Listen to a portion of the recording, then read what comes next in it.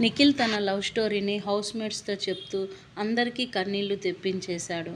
వివరాల్లోకి వెళ్తే రీసెంట్గా బిగ్ బాస్ హౌస్లో ఒక్కొక్క కంటెస్టెంట్ తన ఫస్ట్ లవ్ స్టోరీ చెప్పుకుంటూ వచ్చారు. ఇందులో భాగంగా నిఖిల్ కూడా తన లవ్ స్టోరీని చెప్పుకుంటూ వచ్చారు. బిగ్ బాస్ హౌస్లోకి నిఖిల్ వెళ్ళినప్పటి నుంచి కూడా ఎక్కడైనా కావ్య గురించి చెప్తారని అందరూ ఆసక్తిగా ఎదురుచూశారు.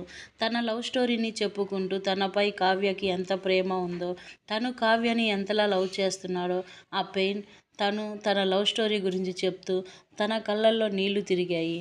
కావ్యని తన తల్లిలా చూసుకున్నానని, ఒక్కోసారి ఇద్దరు అమ్మలు అయిపోయారేమో అన్నట్లు ఉండేదని, రీసెంట్గా బిగ్ బాస్ హౌస్లో వచ్చేటప్పుడు ఇద్దరి మధ్యలో చిన్న చిన్న మిస్అండర్స్టాండ్ జరిగాయి అని, బిగ్ బాస్ హౌస్ నుంచి బయటకు వెళ్ళగానే తననే మీట్ అవుతా అని, ఇంకా తిక్కరేగితే లేపుకొని వెళ్ళిపోతా అని, నా జీవితంలో తను నన్ను అర్థం చేసుకున్నంతగా ఇంకా ఎవరూ అర్థం చేసుకోలేదు, అనుకోకుండా ఓ సీరియల్తో పరిచయం అయ్యాం, ఇద్దరం కలిసి చాలా షోస్ చేశాము, చాలా ఛానల్స్కి ఇంటర్వ్యూస్ కూడా ఇచ్చాము.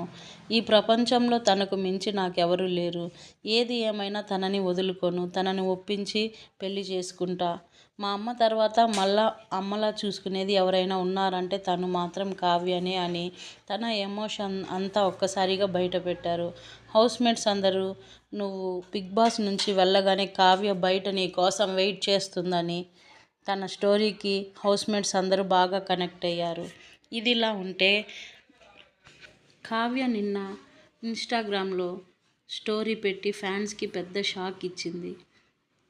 వాళ్ళు వేసుకున్న మాస్క్ చూసి మీరు ఫూల్ అవ్వకండి. ఫేక్ పీపుల్ వాళ్ళ అసలు రంగులు చూపిస్తారు.